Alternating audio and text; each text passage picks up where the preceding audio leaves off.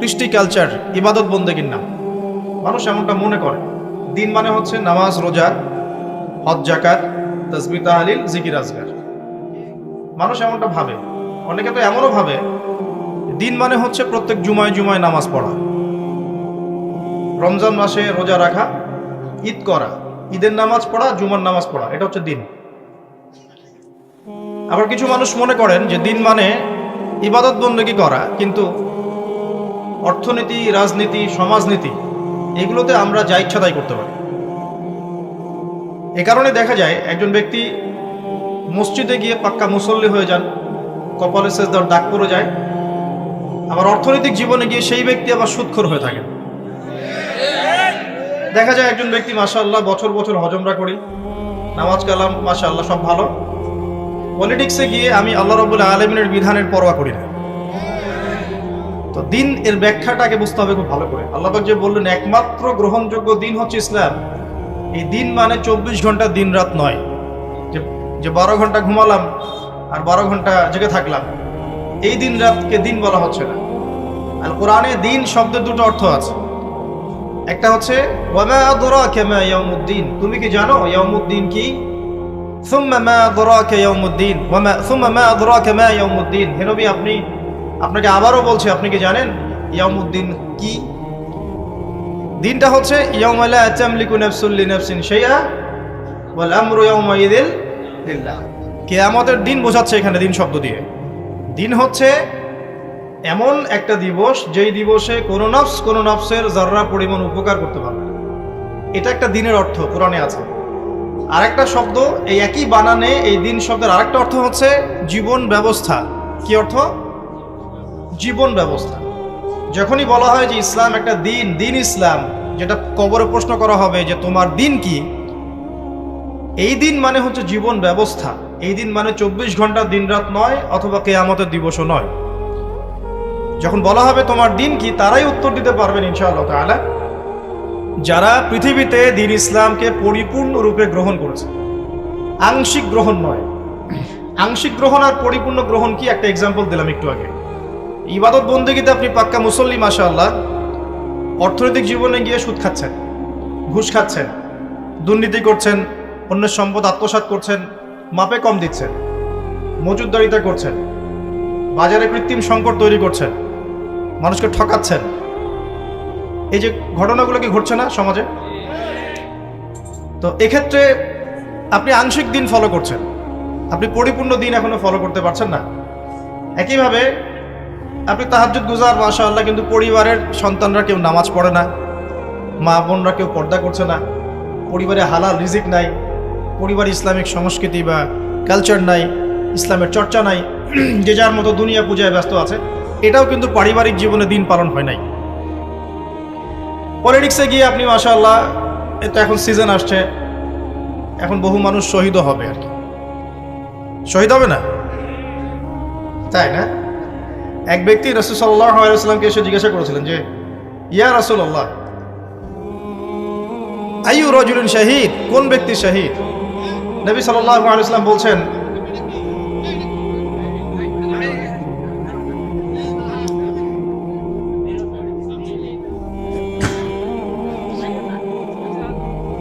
নবী সাল্লাল্লাহু আলাইহি ওয়াসাল্লাম বলছেন, দেখো, তিনি জিজ্ঞাসা করছেন যে হে ইয়া রাসূলুল্লাহ, একজন ব্যক্তি যুদ্ধ করেছে তার বংশের জন্য। কিসের জন্য? বংশ পর্যন্ত।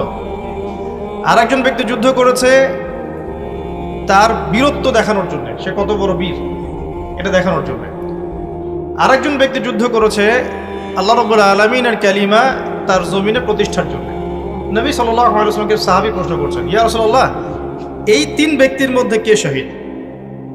নবী সাল্লাল্লাহু আলাইহি ওয়াসাল্লামের দ্ব্যর্থহীন ঘোষণা, তিনি বলছেন যে ব্যক্তি মান কাতালা লিতাকুনা কালিমাতুল্লাহি হিয়াল উলিয়া ফাহুয়া ফি সাবিলিল্লাহ, যে ব্যক্তি আল্লাহ রাব্বুল আলামিনের জমিনে আল্লাহ পাকের কালিমা লা ইলাহা ইল্লাল্লাহ এটা প্রতিষ্ঠা করার জন্য যুদ্ধ করেছে, শহীদ হয়েছে, শুধুমাত্র সে ব্যক্তি শহীদ। এটা কার সংজ্ঞা? রাসূল সাল্লাল্লাহু আলাইহি ওয়াসাল্লামের সংজ্ঞা। তো এখন যেগুলো চলছে পশ্চিমা ধাঁচে চলছে, খোলামেলা বলা পশ্চিমা ধাঁচ, সেকুলারিজম, ডেমোক্রেসি, কমিউনিজম, যত মতবাদগুলো চলছে পলিটিক্যাল সিস্টেমগুলোর মধ্যে, এগুলো বেশিরভাগই পশ্চিমা মতবাদ।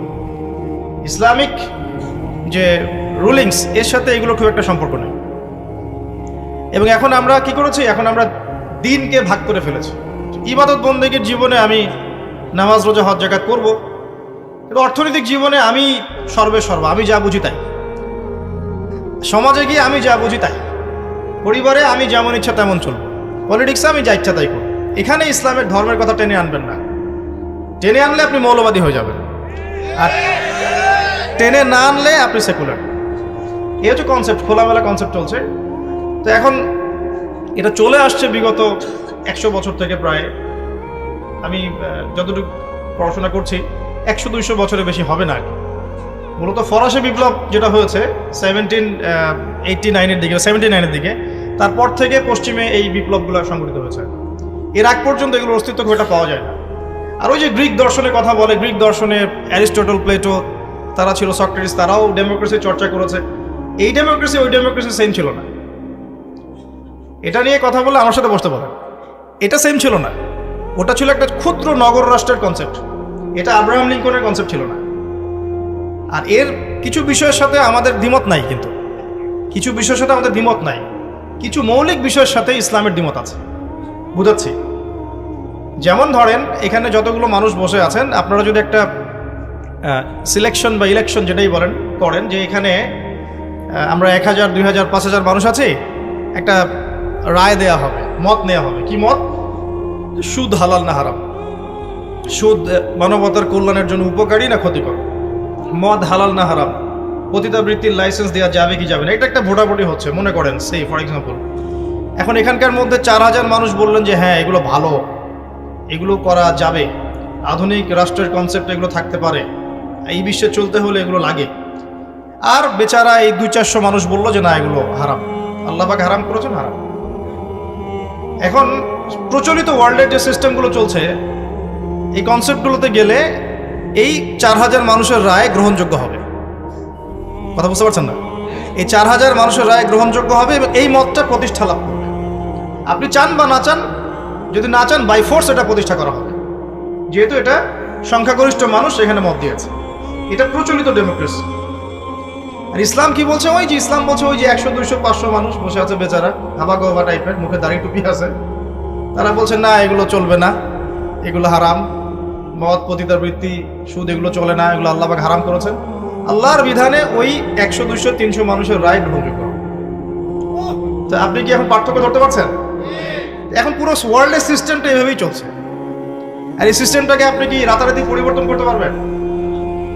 এমনভাবে এগুলো অক্টোপাসের মতো মুসলিম জাতিগুলোকে গ্রাস করে ফেলেছে, এমন কোনো মুসলিম কান্ট্রি নাই যেগুলো এগুলোর বাইরে চলে যেতে পারে। কারণ পুরো বিশ্বে মুসলিমরা এখন আগের মতো শক্তিশালী না, পুরো বিশ্বে মুসলিমরা আগের মতো শক্তিশালী নয়, এটাই বাস্তবতা। আমাদের সংখ্যা অনেক বেশি যদিও বা, কিন্তু বিশ্বের বড় বড় সেক্টর যেগুলো আমরা বলি, যেমন এই যে অস্ত্রশস্ত্র, মিলিটারি অ্যাফেয়ার্স, তারপরে আপনার ফাইন্যান্স, ব্যাংকিং সিস্টেম, হ্যাঁ, তারপরে এই যে জিও পলিটিক্যাল বিষয়গুলো, এগুলোতে পশ্চিমাদের দৌরত্ব বেশি, ওদের ডমিনেন্সটা বেশি। আমরা এই জায়গায় ছিলাম না এখন আছি? উত্তর হচ্ছে আমরা এই জায়গায় ছিলাম না, এখন আছি। আমরা এমন একটা জায়গায় ছিলাম যেখান থেকে আমরা পুরো বিশ্বটাকে শাসন করেছি। বিগত প্রায় রাসূল সাল্লাল্লাহু আলাইহি ওয়াসাল্লামের ইন্তেকালের পর থেকেও যদি ধরি, তাও প্রায় 1200 বছর। কত বছর? প্রায় 1200 বছর। শেষের এই 200, 250, 300 বছর আপনি দেখছেন পরিস্থিতি ভিন্ন। তো দিন বোঝাতে গিয়ে এই জায়গায় এসেছি যে প্রথমে একটা কনসেপ্ট ক্লিয়ার করতে হবে। এই কনসেপ্টটা ক্লিয়ার না করে কবরে গেলে সমস্যা আছে। আমি বলছি আপনাকে আমল করতে বলছি না এখন, মানে আপনি আমল করতে যে পারবেন না আমি খুব ভালো করে জানি। 100% যে কথাটার উপর আমল করতে পারবেন না এই পরিস্থিতিতে, এটা আমি খুব ভালো করেই জানি। কিন্তু আমি আপনাকে কনসেপ্টটা ক্লিয়ার করতে বলছি, যে বিশ্বাসটা ক্লিয়ার করেন।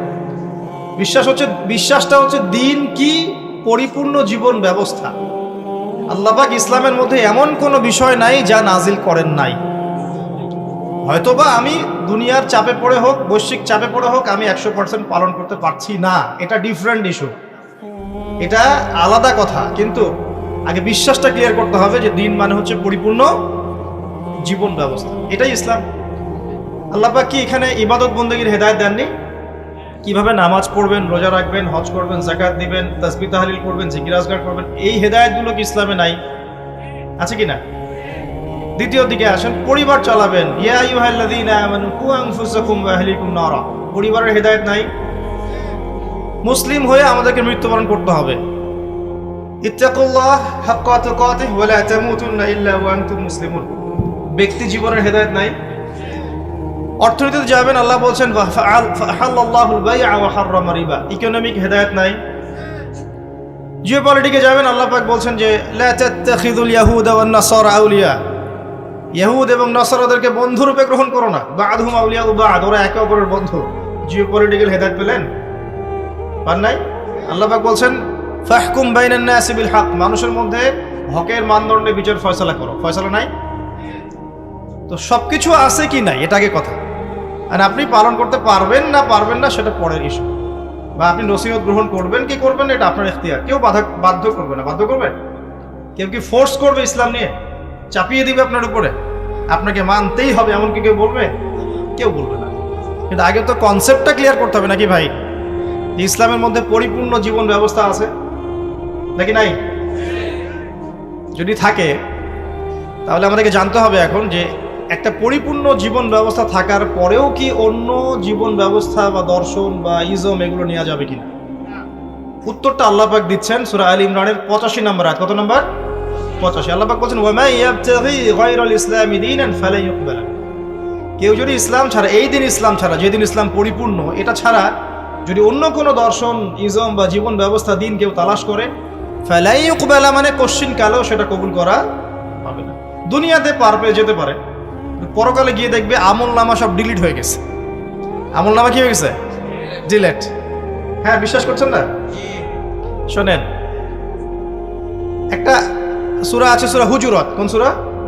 এই হুজুরাত সূরার মধ্যে প্রথম দিকের আয়াতগুলোতে পড়ে দেখবেন, 1 থেকে 4 নম্বর আয়াতগুলো। সাহাবীদের মধ্যে দুজন সাহাবী পরস্পরের সাথে কথা বলছেন এবং কথা বলতে গিয়ে গলার ভয়েসটা উঁচু হয়ে গেছে। আমরা হয় না?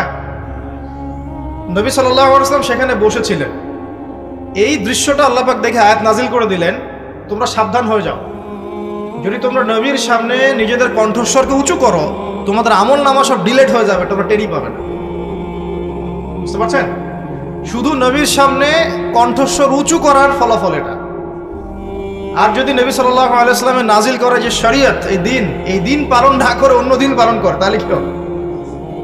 বুঝতে পারছেন না? একটা হাদিসে পাওয়া যাচ্ছে, তৃতীয় সিঁড়িতে নবী সাল্লাল্লাহু আলাইহি ওয়াসাল্লাম দাঁড়িয়ে বলছেন আমিন। সাহাবীরা বলছেন কেন আমিন বললেন ইয়া রাসূলুল্লাহ? নবীজি বলছেন আমি যখন তৃতীয় সিঁড়িতে ছিলাম, জিবরাইল আলাইহিস সালাম এসেছিলেন, এসে বলেছেন ধ্বংস হোক সেই ব্যক্তি যে ব্যক্তির সামনে নবীর নাম উচ্চারিত হয়েছে কিন্তু সে নবীর নাম শুনে দরুদ পড়ে নাই সাল্লাল্লাহু আলাইহি ওয়াসাল্লাম। নবীর নাম শুনে শুধু দরুদ পড়ে নাই, তাতেই তার ধ্বংসের অভিশাপ চলে আসতেছে।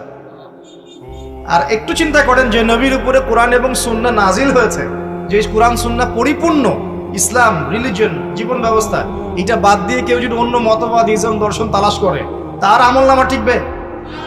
কমন সেন্স কি বলে টিকবে? দেখেন, কমন সেন্সের অভাব থাকলে মানুষ কি করে? আল্লাহ পাক বলছেন যে তোমরা আল্লাহকে ভয় করো। সূরা বাকারা পড়ে দেখেন, 279 থেকে 83 পর্যন্ত 4টা আয়াত পড়ে দেখেন। আল্লাহ পাক বলছেন তোমরা আল্লাহকে ভয় করো এবং সুদ ছেড়ে দাও। কি ছেড়ে দাও? যদি না ছাড়ো তাহলে ফাযানু বিহারবিন মিনাল্লাহি ওয়া রাসূলিহি, তাহলে আল্লাহ এবং তার রাসূলের সাথে যুদ্ধের ঘোষণা শুনে রাখো। একটু আগে শুনলেন, নবীর নাম শুনে দরুদ না পড়লেই তার অভিশাপের ফয়সালা হয়ে গেছে। এখন যদি আপনি সুদ খাওয়ার মধ্য দিয়ে নবী এবং আল্লাহর সাথে যুদ্ধ করতে থাকেন, তাহলে কবরে নিশ্চয়ই ওই নবীকে উত্তর দিতে পারবেন, হাউজে কাউসারের পানি নিশ্চয়ই পাবেন, শাফাত তো অবশ্যই পাবেন, নাকি? এগুলো কমন সেন্সের বিষয় না? সাধারণ কমন সেন্স। যদি নবী সাল্লাল্লাহু আলাইহি ওয়াসাল্লামের শানে জাস্ট দরুদ না পড়লেই এমন হয়, তার কথা সাল্লাল্লাহু আলাইহি ওয়াসাল্লাম তার কণ্ঠস্বরের উপরে গলার ভয়েস উঁচু করলেই এমন ধমক চলে আসে, তাহলে সেই নবীর সুন্নত, সেই নবী রেখে যাওয়া দিন ইসলাম, মানে কোরআন এবং সুন্নাহর বাইরে গিয়ে চললে পরকালে আমি পার পাবো, চিন্তা করাটা বোকামি না? এখন যখন আল্লাহ পাক বলছেন যে এখানে আমি সমস্ত বিষয় ব্যাখ্যা করেছি, কোরআন এবং হাদিসে আমি সমস্ত বিষয় ব্যাখ্যা করেছি, এটা দলিল কোরআনে আছে, এমনি এমনি বলছি না কোনো কথাই। সূরা কাহফ খুলে দেখেন 54 নম্বর আয়াত, আল্লাহ পাক বলছেন যে ওয়ালাকাদ সাররাফনা ফি হাযাল কুরআনি লিন-নাস মিন কুল্লি মাসাল, আমি এই কোরআনের মধ্যে মানব জাতির জন্য, শুধু মুসলিমদের জন্য না, মানব জাতির জন্য সমস্ত বিষয় ব্যাখ্যা করেছে। আর কিছু লাগবে? দলিল দরকার আছে? এই একই আয়াত সূরা বনী ইসরাঈলের মধ্যেও আছে, একই আয়াত। তো আল্লাহ বলছেন একমাত্র গ্রহণযোগ্য দিন আল্লাহর কাছে কোনটা বলেন? ইসলাম। ইসলাম মানে কি? শান্তি, আত্মসমর্পণ। ইসলাম মানে কি? আল্লাহর সামনে আত্মসমর্পণের মাধ্যমে শান্তি অর্জন করা। কেমন করে? দলিল দিচ্ছে, ইব্রাহিম আলাইহিস সালাম ওই স্ত্রীকে রেখে আসছেন কোথায় বলেন? কাবা ঘরের পাশে, মনে আছে?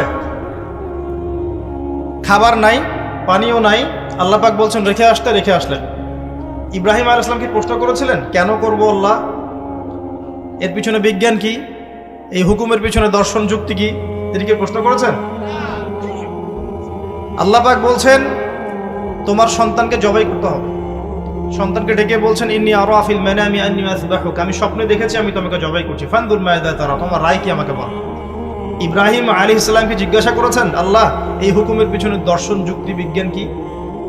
একটা মাসুম বাচ্চাকে কেন হত্যা করব? কেন বেচারাকে জবাই করব? একটা প্রশ্ন করেছেন? ইব্রাহিম সম্পর্কে আল্লাহ পাক কি বলছেন? সূরা বাকারায় চলে আসেন। আল্লাহ পাক বলছেন ইব্রাহিম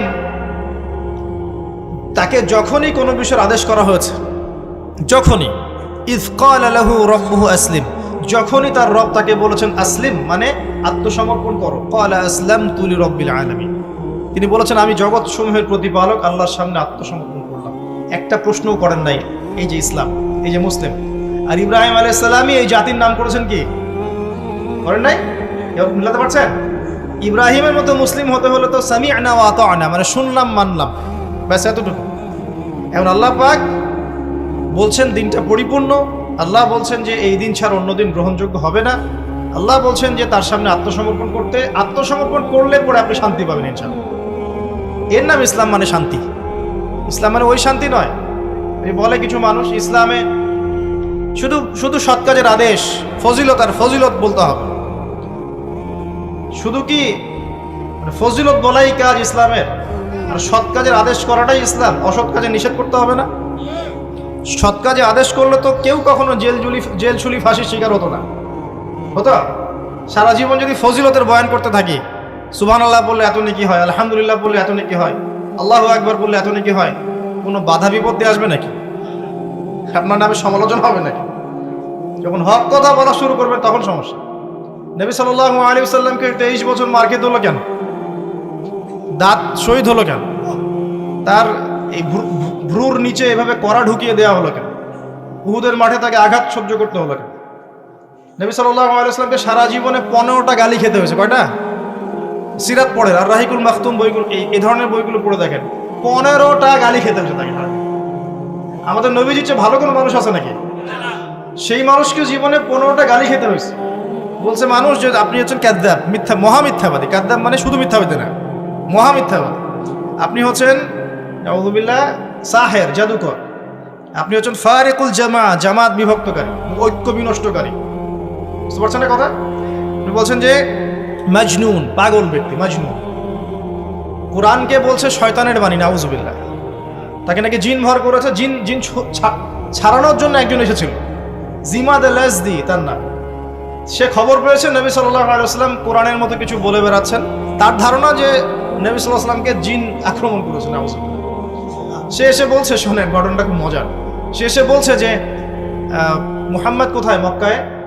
সবাই দেখিয়ে দিল ওই যে কাবা ঘরে বসে আছে, যাও। তিনি গিয়ে বলছেন যে আমি অনেক জিনগ্রস্ত মানুষের চিকিৎসা করেছি, আপনার কি সমস্যা একটু বলেন তো, আমি আপনার চিকিৎসা করতে আসছি। তখন নবী সাল্লাল্লাহু আলাইহি ওয়াসাল্লাম কি বললেন জানেন? তিনি বলছেন, এই যে এটা বলছেন, ইন্নাল হামদুলিল্লাহ নাহমাদুহু ওয়া নাস্তাঈনু মান ইয়াহদিহিল্লাহু ফালা মুদিল্লা লাহু ওয়া মান ইউদ্লিল ফালা হাদিয়া লাহু ওয়া আশহাদু আন লা ইলাহা ইল্লাল্লাহ ওয়া আশহাদু আন লা ইলাহা ইল্লাল্লাহ ওয়াহদাহু লা শারীকা লাহু ওয়া আশহাদু আন্না মুহাম্মাদান আবদুহু ওয়া রাসূলুহু আম্মা বা'দ। এই পর্যন্ত এসেছেন। এতটুকু শোনার পরে এই জিমাদ আল আজদি তিনি বলছেন যে আচ্ছা কি বললেন আরেকবার বলেন তো। আরো একবার শোনালেন, সহিহ হাদিস। আবার বলেন দেখি, আরো একবার বলেন, আবার শুনলেন। তিনবার নবী সাল্লাল্লাহু আলাইহি ওয়াসাল্লাম এই কথাটা বললেন।